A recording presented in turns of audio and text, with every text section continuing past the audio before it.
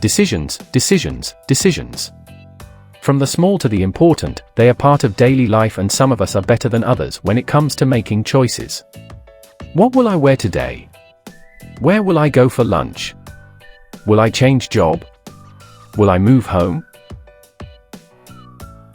Here are 6 ways to make good decisions. 1. Start small.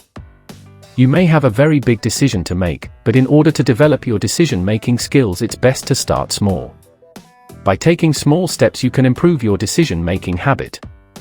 The first step is to make a decision today that you are willing to work daily at improving your decision-making skills.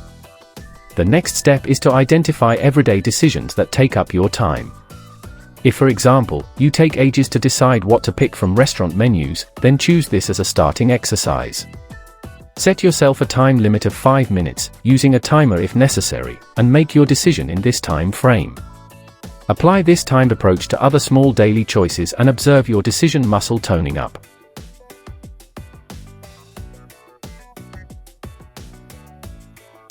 Two, no right or wrong. We often get so caught up in trying to make the perfect choice that we become trapped in a state of ambivalence for a long period of time.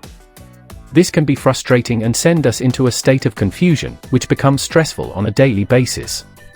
Reflect on previous decisions you've made in your life. They may not have been the best choice at that time, but observe how you actually learned from each situation and moved on. Most of the time, there's no decision that will threaten our life or cause us to end up in a situation that we can't change further down the line. There are actually no right or wrong decisions, and once we understand this, making a choice becomes less of a big deal.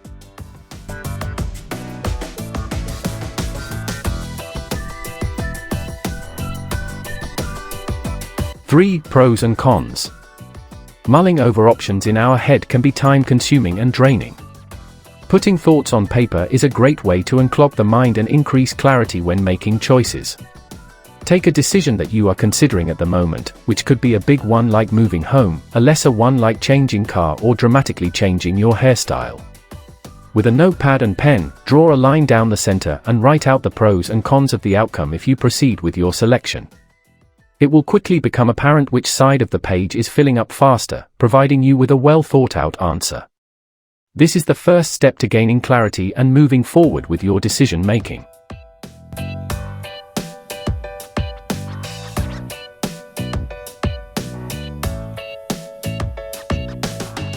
Four, get expert advice. Before making big decisions such as career-changing or business investment, it is wise to seek expert advice. For example, if you are thinking of changing career, it is wise to talk to someone already working in your new field of interest, to make sure it is a fit for you. Friends and family are great for advice, but unless they are qualified in the specialist area you are considering moving into, they are not the ones with the expertise. 5. Follow your gut. Experts and people you respect can point you in the right direction, but filtering this advice through your own internal compass is a powerful way to make decisions. Gut instinct, inner voice or intuition is actually a remarkable mental faculty that serves as an internal guide, always showing the right way. Sit down quietly, close your eyes and ask yourself, what do I feel is right for me? The first answer is normally right. Gut instinct may not have rationale to back it up, but it is your inner voice, telling you what's right for you. Listen carefully.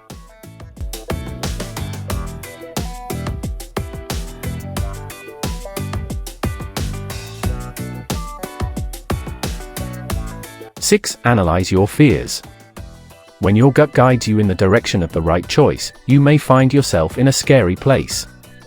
This is natural, so it's necessary to rationalize fears in order to progress. Perhaps you are planning to start the business that you have always dreamed of, but are worried that it may not succeed. Write out all your fears around the decision you are faced with.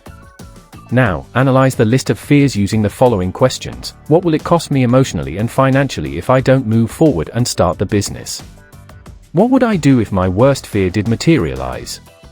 What steps could I take to reduce the likelihood of this fear materializing? Will I survive?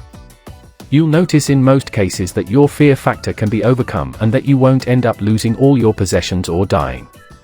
Fear is just an illusion that gets in the way of progress.